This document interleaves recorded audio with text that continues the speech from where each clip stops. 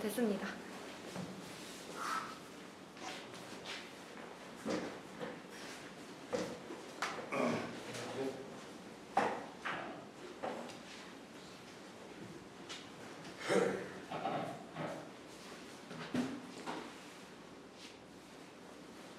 안녕하세요.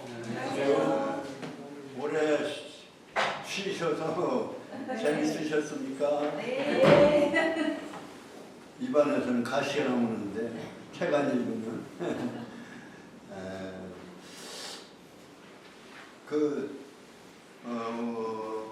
뭐 그동안에 여러 가지 행사도 여기 행사도 있었고 그래서 저도 바빴습니다.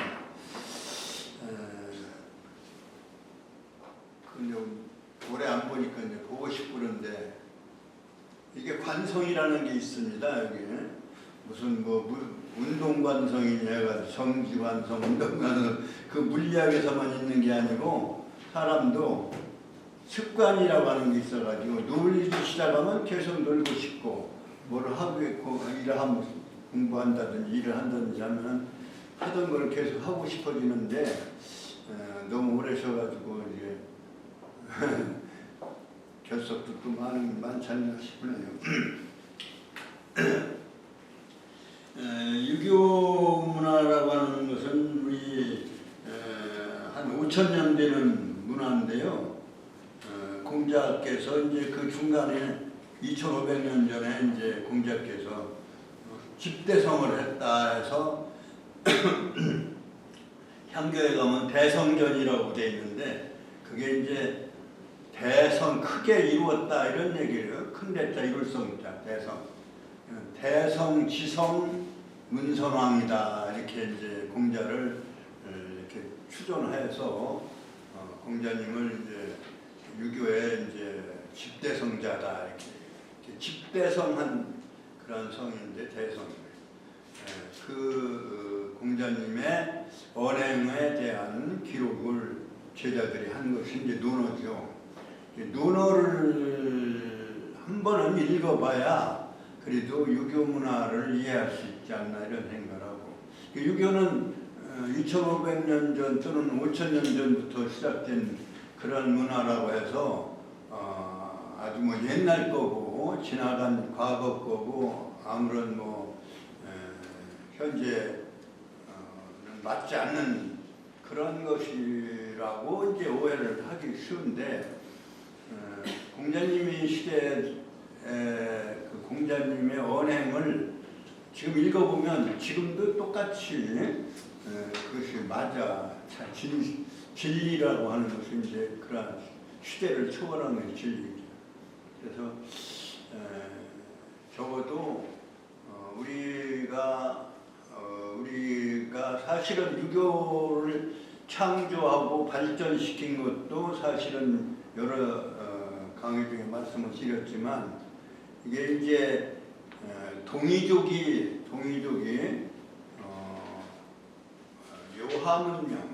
요하문명의 유적이 발견됨으로 해서 황하의 중국 것이 아니고 동양문명의 시초는 요하문명의 요하 지역에서 발달했다고 하는 것이 증명이 됐어요. 그래 그것을 이 사람들이 생각할 때 자기네 황하 쪽인 줄 알았더니 요하다. 이게 그래가지고 깜짝 놀래가지고 동북의 모든 문화는 자기들 거다. 그렇게 왜곡하는 것이 소위 동북공정이라는 게 있습니다. 동북공정. 그런 시대 우리가 조선조만 해도 유교는 중국 거로만 생각했던 거예요. 그런데 이 동북 지역에서 문화의 문명의 시초가 발견되고서 이 사람들이 단군 왕검은 아니더라도 단군 왕검과 저기 한 누구예요?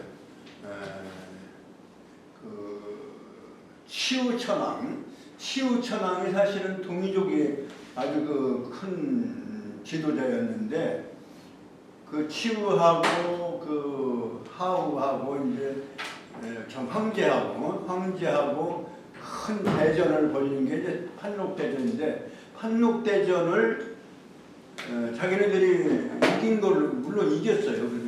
나중에 이기긴 이겼는데 동이족하고 이게 저 서쪽에 한족하고 큰 싸움이 벌어졌던 것이 그게 이제 판록대전이고, 거기에 동이의 지도자가 치우인데, 치우는 그냥 아주 요물이고 괴물로 이렇게 묘사해서 역사에다 그렇게 기록했던 것인데, 이게 유화에서 새롭게 이게 문명의 시초가 거기다라는 것을 시작된 게 거기다라는 것을 찾아 알고는 갑자기 바꿔가지고 자기네 조상이라는 거예요. 그래서 삼조당이라고 해서 복희하고 황제하고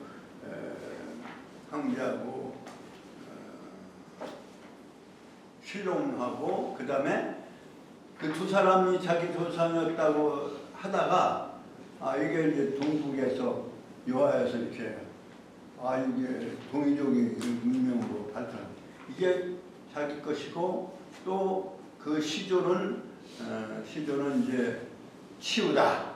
그래서 이 세 사람이 자기네 조상이다. 그래서 삼조당이라고 하는 동상 집을 짓고 거기다가 이제 삼조를 모셨어요. 그리고 또 이제 웅녀 신화를 갖다가 자기네 것으로 해가지고 웅녀상을 또 만들어서 한쪽에는 뭐예요? 마늘하고 쑥하고를 들고 있는 그러한 상을 조상에서 만들어냈어요. 예. 그래서 그런 것을 통해서 볼 때 이 유교 문명이 동양 문명의 최초 문명인데, 그 동이 문명을 창조 발전시킨 것은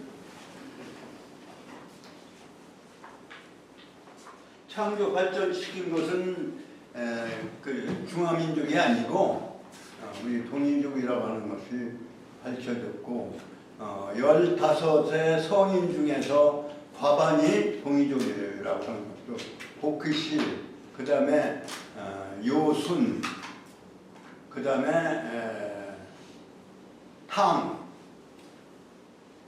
그 상고 시대는 그 네 분이 다섯 분이에요. 유소수인 씨까지 합치면 6분이 말하자면 동이족이고, 그 다음에 공자도 혈통은 동이혈통이에요. 그렇기 때문에 공자까지 합치면 7이 반수가 동이족이다. 그래서 유교 문화를 이렇게 창조 발전시킨 것이 동이족이고, 그것을 계승 발전시킨 것이 이제 중화족인데, 그것을 총체적으로 하면 한 반수가 동이족이 문명의 주인공이다, 이렇게 이제 얘기를 하십니다. 공자도 그런 점에서 은나라의 혈통의 분이기 때문에 동이에요. 이제 그런 점에서 우리가 유교의 주인은 우리가 잘 얘기할 수 있고, 그 사람들은 또 유교를 얼만큼 버렸느냐면, 모택동이 비림비공 해가지고 문화혁명 할 때 공자를 말하자면 비판해가지고, 그래서 그 공자의 사당에 있는 비석이나 뭐 이런 것들을 막 그냥 돌을 깨해가지고 부셔버리고 그랬어요. 그게 이제 모택동이 한 일인데, 그 나중에 이제 그 복권을 했죠. 그 이제 정적인 인표를 치기 위해서 공자를 같이 올려가지고 비림비공이라고 해가지고 그러한 사건이 있는데, 우리는 그러한 역사적 사실을 우리가 그 문명을 발명한 이후부터 알아야 되는데 우리는 또 그걸 또 뭐 그렇게 대단하게 생각 안 하고 또는 중요시 안 하고 있어서 한국 유교하면은 그냥 조선조의 무슨 뭐 퇴계율곡 이 양반들이 한 학문적인 그것이 유교의 한국 유교라 다인 것처럼 생각하는데 사실은 원주인은 한국 유교의 원주인은 우리다. 다시 말하면 유교의 원주인은 우리다라고 하는 것을 알아야 됩니다. 그래서 지금 우리가 유교가 그만큼 또 가치로 보면은 유교가 모든 문명의 아주 근본이 되잖아요. 우선 가정이라고 하는 것을 이루고 인류 문명에 있어서 가정이라고 하는 건 상당히 중요한 거거든요. 지금 가정이 파괴되고 이런 시기에 와 있습니다만은 그래서 그 가정을 중심으로 하는 사람과 인의예지와 뭐 그런 것이 그것이 이제 국가사회로 이렇게 펼쳐지는 그게 이제 유교의 진리인데 그러한 점에서 비록 5,000년 전, 2,500년 전에 사연이라 하더라도 또는 그 이야기라 하더라도 또는 그 사실이라 하더라도 우리가 볼 때는 과거 것이 아니라 바로 우리 현실적인 것이다 하는 것을 우리가 해야 되겠고 또 이제 유교는 이상 뭐 죽어서 천당 간다거나 극락 가는 그런 사후의 문제가 아니고 아주 현실적으로 우리가 살아있는 현실에 어떻게 행복하게 살고 어떻게 참 의롭게 살고 바르게 사느냐 하는 그러한 문제를 다뤘기 때문에 그런 점에서도 상당히 현실적으로 지나간 과거의 옛날에 하나의 무슨 역사적인 유물이 아니라 우리 현실적으로 맞는 거다. 특히 가족윤리 중에서도 이제 가족의 윤리가 그 핵심에는 그 기둥이 튼튼해야 되는데 그 기둥이 바로 부부윤리예요. 그래서 부부유별이라고 하는 말을 우리는 분별력이다 이렇게 생각해요. 분별. 구별이 있다 이런 얘기지 분별력, 구별이란 뜻이지 차별을 의미하는 건 아니에요. 남녀 차별이 아니라 부부는 분별력을 이 부부와 저 부부가 서로 뒤섞여서 뭐 혼돈하지 않는 분별력을 가지는 것. 그리고 구별을 지워놓은 것이 바로 이제 그것이 흐트러지면 부부간의 그 기둥이 흐트러지면 그것이 와야 되거든요. 그런 점에서 유교의 최고 경제인 주역에서도 부부지도를 강조를 했는데 그거는 이제 그걸 두고 여하튼 그 공자의 그 유교를 집대성한 대성, 기성, 문선왕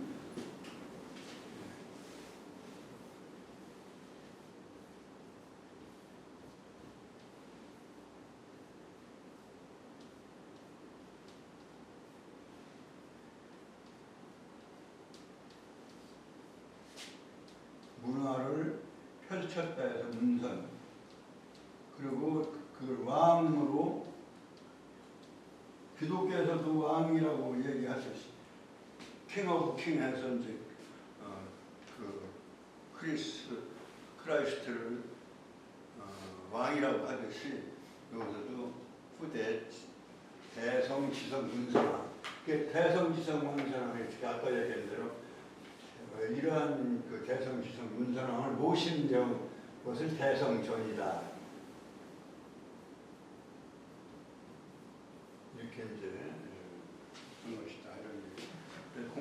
이런 공자에 대한 기본적인 이해를 하지 않고는 유교를 같이 얘기할 수가 없는 것이 아니냐. 이제 그래서 제가 유교에 있어서 가장 근본이 되는 논어, 그 다음에 이제 주역 이렇게 강의를 나오게 됐습니다만은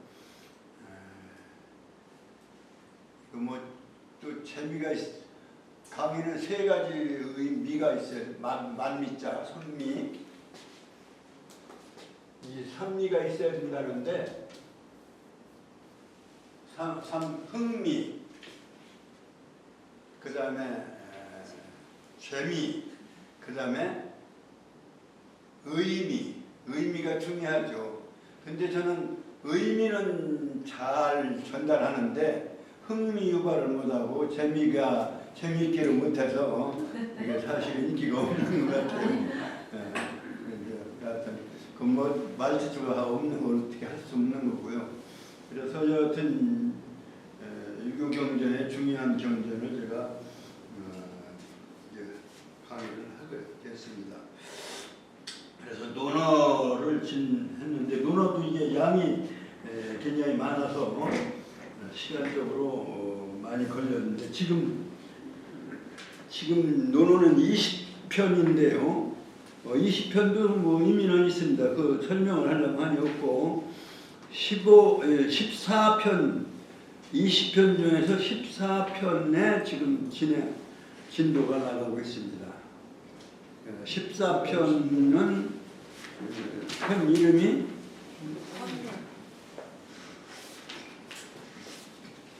헌문편이라고 하는데요. 헌이라고 하는 공자의 제자가 물은 내용, 물론 내용은 이제 부끄러움에 대해서 물은 건데요. 부끄러움에 대해서 물었는데 그 첫 번째, 두 번째 글자 헌법이라는 헌자에다가 그 다음에 물을 문자에서 헌문 편 이름을 이렇게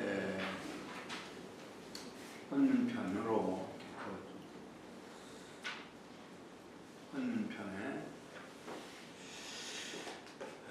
헌문편에서 이제 헌문편의 내용은 뭐 옛날이나 지금의 어진 사람들 현자 또는 정치가들에 대한 평과 선과 악에 대한 그러한 우열 그러한 내용들이 주로 되어 있는데 뭐 기독교에서 성경처럼 이야기를 통해서 전달하고자 하는 말씀이 그 속에 들어 있습니다. 그래서 오늘 진도를 나가려고 하는 부분은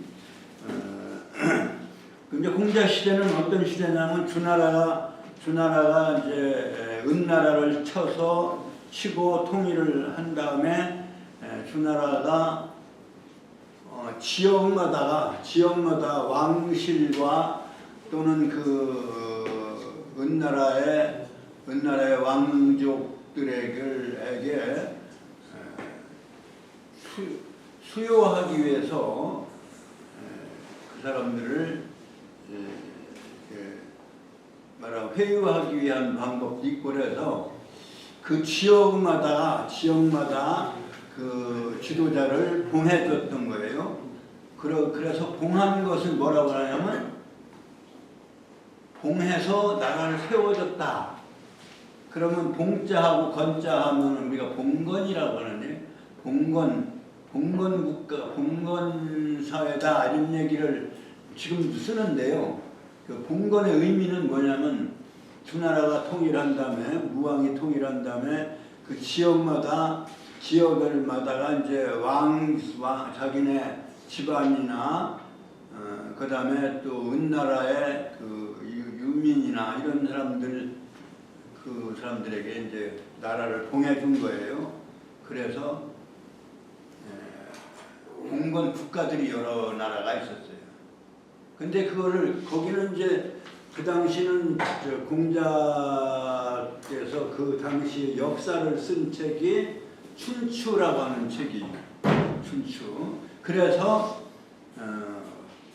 춘추 시대다 이렇게 얘기를 합니다.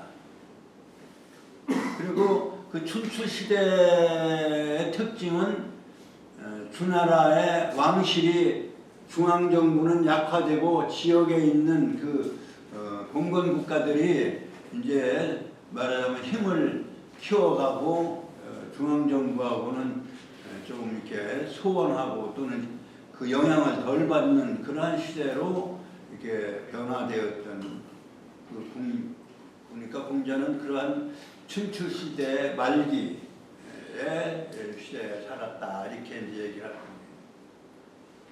그 다음에 이제 그 한 100년 후가 이제 맹자 시대가 되는데 그 맹자 시대는 그 봉건 국가들이 힘이 커가지고 서로 통일을 하고 또 병합을 하고 해가지고 6나라가 이렇게 아주 큰 나라가 말하자면 주나라는 왕실은 무너지고 끝나고 그러한 봉건 국가들이 제후라고 그러네. 제후 국가들이 독립되어 가지고 중앙정부는 멸망하니까 독립되어서 6나라가 이렇게 큰 나라들이 중원을 지배했던 그러한 시대. 그래서 이것은 싸움으로 이렇게 서로 이렇게 싸워가지고 이게 통합을 하고 그러니까 그걸 이제 전국 시대다 이렇게. 그래서 공자와 맹자 시대를 합쳐서 우리는 춘추 전국 시대다 이렇게 얘기를 합니다. 그 춘추 시대, 전국 시대는 그렇게 연결이 됐는데요. 지금으로 말하면은 뭐 이제 중앙 정부가 있고 그 지방 정부의 지도자를 무슨 뭐 도지사라든지 뭐는 성장이라든지 이렇게 임명을 해가지고 그때 임명을 하니까 무슨 뭐 반란할 기회가 전혀 없는데 그 당시는 세습제도이기 때문에 그 봉해진 나라의 시조들을 이어서 자손들이 대를 잇다 보니까 그 촌수가 멀어진 거죠. 이제 말하 주나라 왕실하고는.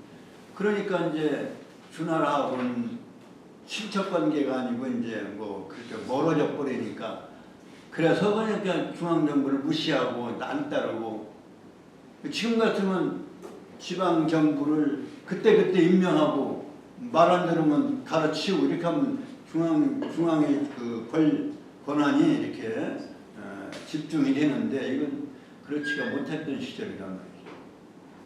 그리고 더구나 공자 시대에는 이제 그 중앙정부의 힘이 약화되고 각 제후국가들이 이제 세력을 이렇게 확충해가는 시대다. 그렇기 때문에 그래도 아직 주나라가 멸망하지 않았기 때문에 그건 춘추 시대고 그 주나라 중앙정부가 이제 무너진 후에 제국가들이 독립해가지고 자기네 영토를 넓혀가는 그런 전국 시대. 그런데 그게 이제 맹자 시대다 이렇게 보시면 이제 이때 유교가 대단히 흥망을 한 거죠.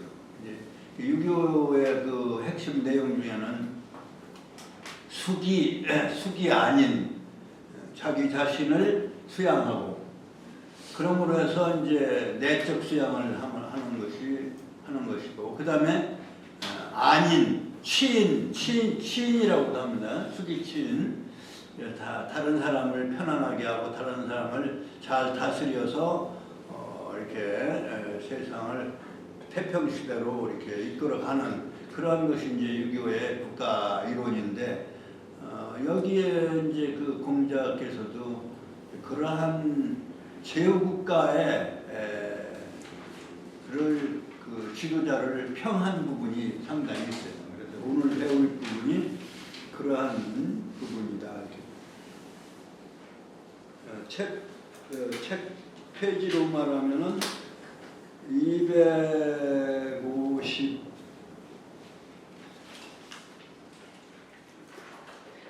256쪽인가요? 256쪽? 255쪽? 6쪽. 256쪽. 17장 256페이지 17장 255쪽 하여튼 15장부터로 제가 알고 있습니다. 15장 16장 했어요. 16장 할 절에 17장 했어요. 네? 17장 했어요. 255쪽의 마지막 문장을 한번 읽고 그 다음에 이 16장, 17장 이렇게 하여튼 오늘 진도를 나가보도록 하겠습니다. 지난 시간에 한 거를 기억을 되살려서 한번 성독을 해주시기 바랍니다. 자왈 장무중이 이 방으로 구이 후어노하니 수알 불효군이나 오 불신야 하노라 이런 내용입니다. 자왈 시작. 자왈 장무중이 이 방으로 구이 후어노하니 수알 불효군이나 오 불신야 하노라. 간단하게 말씀드리면 공자께서 말씀하시기를 이 장무중이라는 사람은 그게 이제 그 지역의 지도자인데요. 방이라고 하는 지방으로서 방을 다스리다가 자기 후계를 위해서 논나라에게 이제 말하는 요청을 한 거예요. 후계를 삼을 사람을 요구를 하니 그러한 내용을 이제 공자께서 말씀하시면 비록 불요군이나 그러니까 거기서 답하기를 노나라에서 얘기하기를 비록 임군을 요자는 여기 지금은 필요로 하다 이럴 때 요자입니다만은 여기서는 강요하다, 협박하다 이런 얘기입니다. 강하게 요구를 하다. 이렇게. 임군을 협박하지는 않았으나 오 불신야 하노라 공자께서 말씀하기를 내가 생각할 때는 협박을 했다고 본다. 그러니까 내가 그 협박 안 했다고 하는 것을 믿지 않는다. 그래서 그 당시에 이 내용은 이제 한 부분적인 얘기입니다만은 제후국가가 어떤 그 강요를 통해서 후계를 하고 지역의 그 지도자를 임명하는 그런데 말하자면 억압이나 협박을 했다 하고 하는 것이 그런 사례가 흔했던 것을 얘기하는 것 같습니다. 그 다음에 같이 한번 읽어보실까요? 그 16장에는 256페이지에 16장 자왈 진문공은 여기 휼자인데요. 여기 원래는 휼자, 사람을 속인다, 속일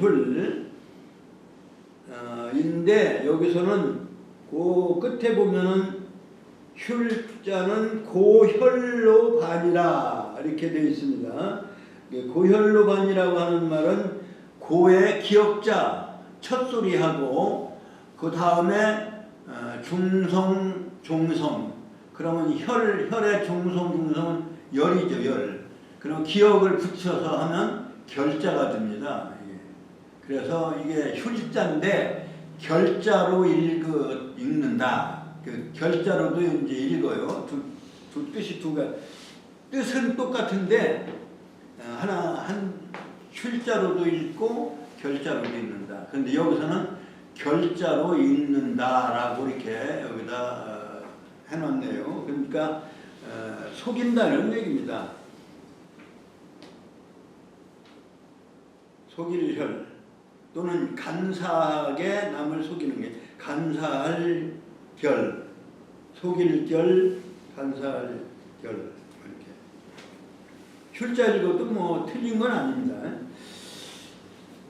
그 다음에 17장에 자로가 말하기를 하고 환공의 굳셀할 자의 환공 이건 제환공을 말하는 것이고요. 살자는 죽일 살자, 규자는 요게 이제 살필 규, 살펴본다, 살필 규.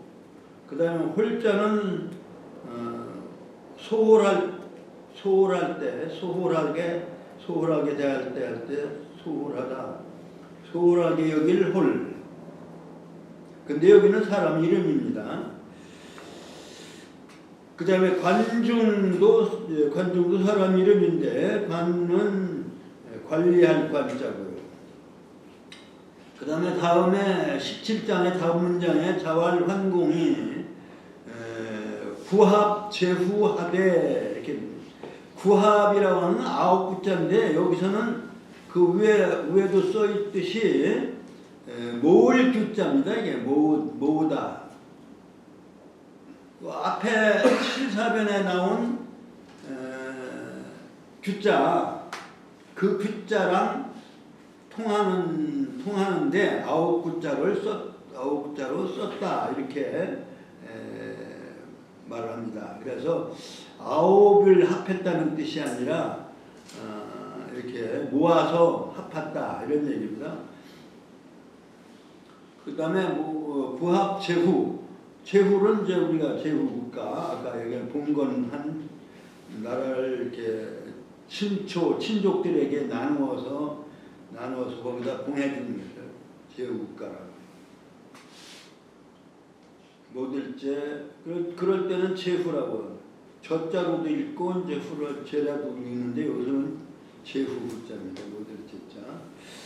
그 다음에 중자는 복음 중자고요. 관자는 앞에 나왔고 여기인 이렇게.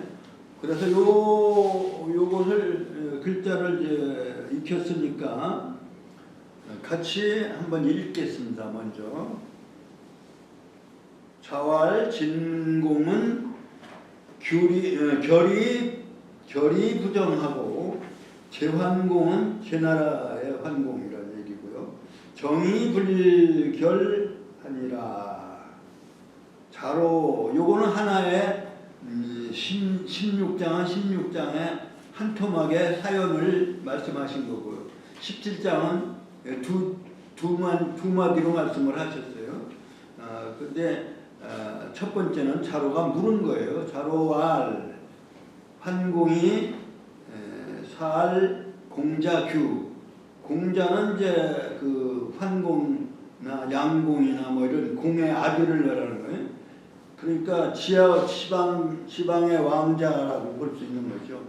제후의 아들을 공자라고 하는 거예요. 요즘은 이제 그것이 높이 일반적으로 공자라고 쓰고 아무나 공이라고 쓰고 그랬어요. 그러니까 그건 하나를 높여서 쓰는 하나의 습관, 어느 습관이 변화된 거예요. 무슨 공 또는 귀공자 할 때 공자라고 이렇게 해서 왕자를 이제 왕자와 같은 왕자는 이제 중국에서는 중앙정부의 왕자지만 지방에 있는 제국가들의 아들을 이제 공자라고 해요. 규는 여기서는 규는 이름이고요. 공자규.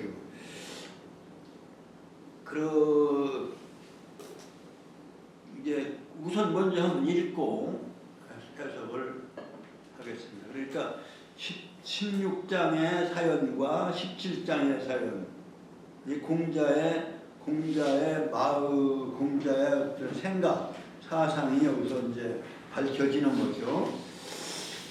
자활 시작. 자활 진문공은 결이 부정하고 제환공은 정이 불결하니라. 자로알 환공이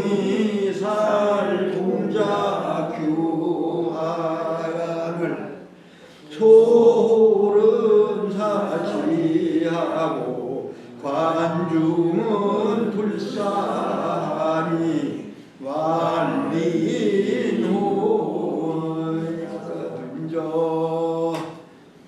자활환공이 구합죄후한데 불이 병거는 관중기여자니 여긴 일이오.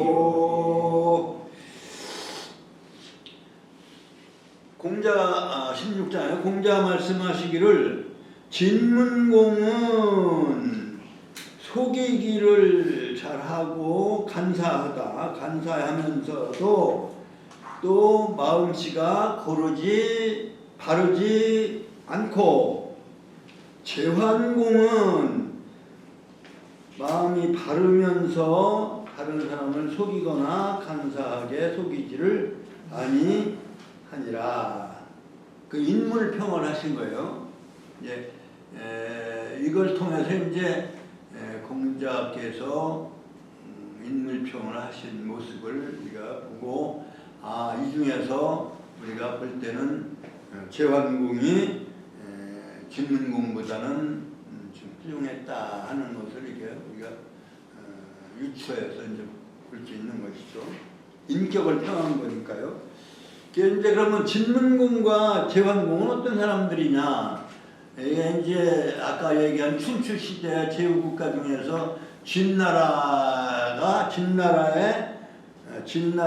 이제 그 지도자인 왕이 진문공이고, 공자 시대 제나라는 이제 진나라는 그렇진 않았는데 제나라는 춘추 전국 시대에는 더 발전해가지고 큰 나라로 육국의 하나예요.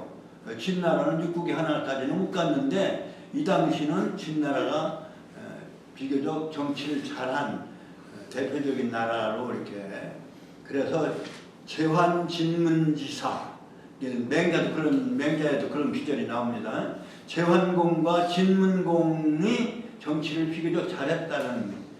그런데 이제 유교에서 얘기하는 왕도 정치라고 할 수 있는 그러한 훌륭한 정치까지는 아니더라도 하나의 패도 정치라고 할까요? 힘을 통해서 어진 인을 통해서 가지고 힘을 통해서 한 정치라고 이제 보아서 패도를 수행했지만 그 중에서도 이제 재환공이 좀 낫다고 하는 그 재환공에 대한 일은 그 다음 문장에서도 나옵니다.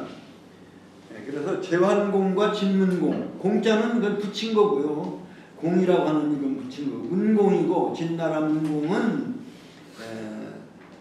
간사하고 사람을 속여서 마음이 바르지 아니하고 말이 열렸잖아요. 뭐 하면서 뭐 하고 이런. 그 다음에 재환공이라는 지도자는 마음도 바르고 또 간사하게 남을 속이지 아니하였느니라. 이제 여기서 우리는 환공에 대한 평가를 그 다음에서도 이제 볼 수 있습니다. 그 다음에 자로가 공자의 제자인 자로죠. 자로의 이름이 뭐냐면 말미암을 유자입니다.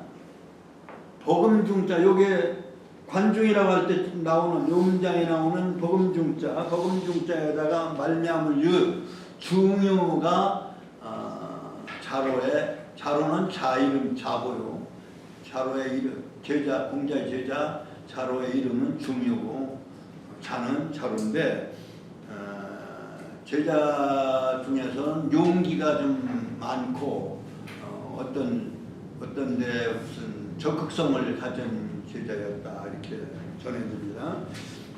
많이 나옵니다. 그런데 처음 들으시는 분들을 위해서 좀 설명을 드린 거고요. 자로가 말하기를 앞에 나오는 그 환공이 그 제나라 환공인데요. 환공이 공자 규를 죽였건을, 그러니까 환공이 양공이라고 하는 양공의 뒤를 이어서 말하자면 제나라의 왕이 되었는데 봉건군주가 되었는데 그 과정에서 그 양공의 하여튼 제나라의 그 공자인 규를 죽였어요. 근데 그 규라고 하는 사람은 말하자면 그 양공이 정치를 너무 이제 혹독하게 하고 나쁘게 하기 때문에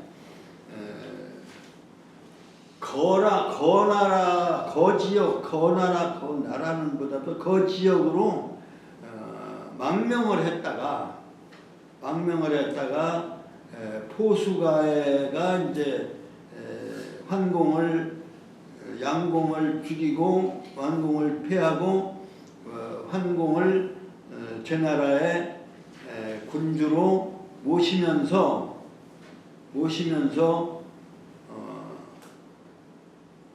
같이 이제 공자규를 또 이렇게 모셨던 사람들이 이제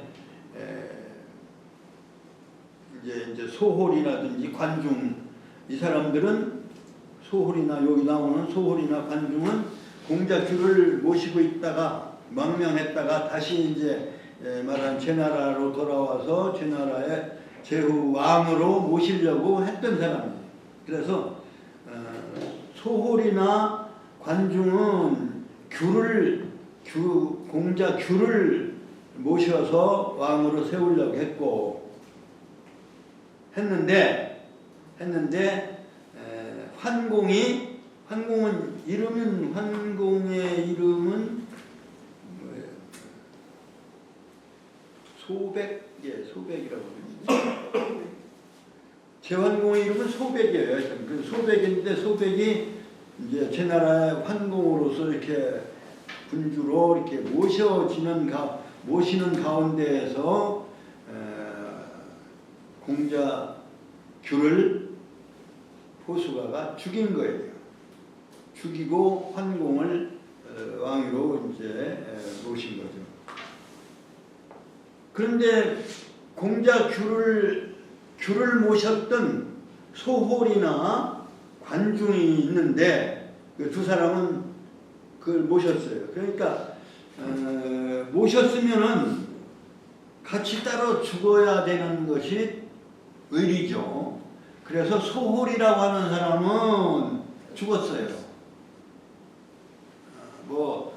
환공이 죽여서가 아니고 스스로 자결을 한 거예요. 그러니까 규가 죽으니까 자기의 저걸 위해서 말하자면 의리로 죽은 건데 관중은 죽지를 않았어요. 관중은 죽지 않고 도리어 환공의 신하가 되는 겁니다. 그래서 이제 환공의 유명한 신하가 누구냐면 지금 얘기하는 관중이에요. 관중이고 그 다음에 아까 진문공의 훌륭한 신하는 안자라고 그래요. 안자와 관중이 그 당시에 이제 훌륭한 신하로서 이름이 나 있는 사람들인데요. 여기는 말하자면 공자규를 죽였으니까 죽인 환공에 가서 붙어가지고 말하자면 신하노릇을 한다는 것은 올바른 게 아니지 않냐 이런 얘기죠. 그 얘기를 지적한 거예요. 여기서. 그러니까 관중은 불사하니 뭐라고 할 수 있느냐, 민호언저 인하지 못한 거 아닙니까? 못한 것인저 못하는 것이죠. 이렇게 얘기를 한 거예요. 평가를. 그러니까 자기가 주권으로 모셨던 환공 아니 저 뭐야 규가 죽었으면 살해를 당했으면 따로 죽거나 아니면 거기에 항거를 해서 처형을 받아야 되는데 거기에 항복하고 거기에 붙어가지고 나중에 신학까지 되는 거예요.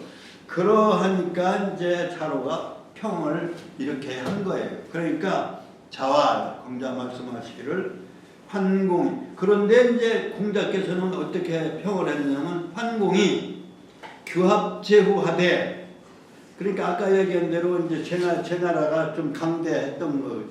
그래서 제후 국가를 규합을 하는데 말하면 여러 이제 제후 국가들을 통합을 하는 과정에서 그걸 그 얘기를 하는 거예요. 환공이 여러 제후들을 규합을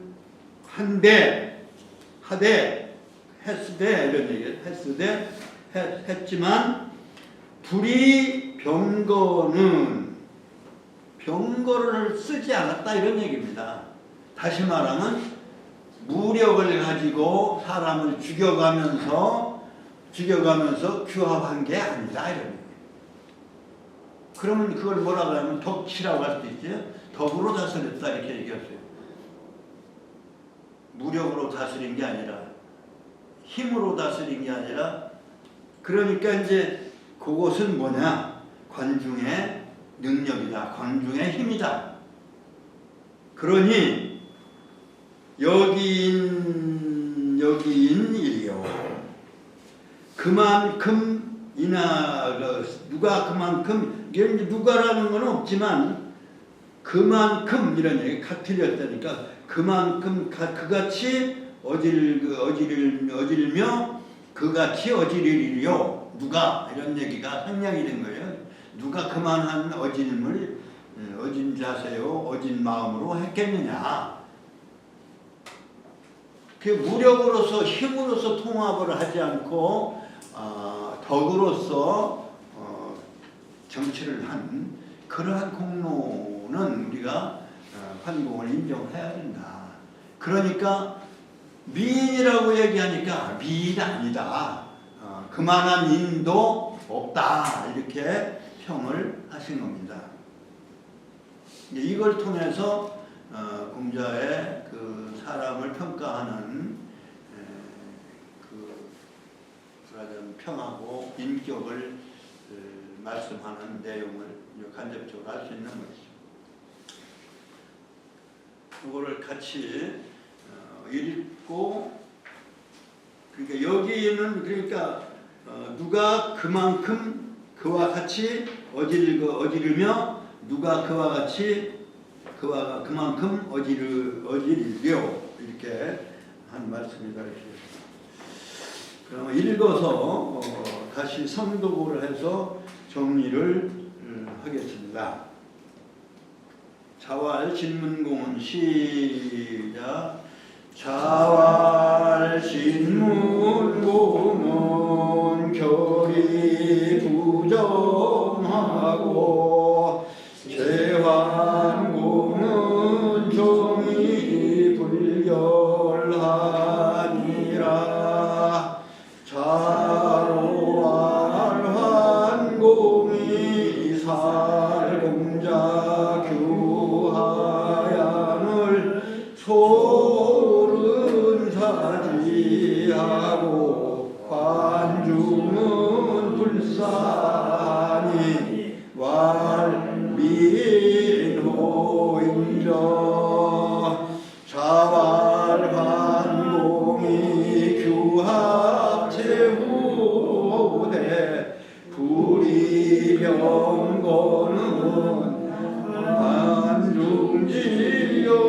안중지여야니 여긴 일이요.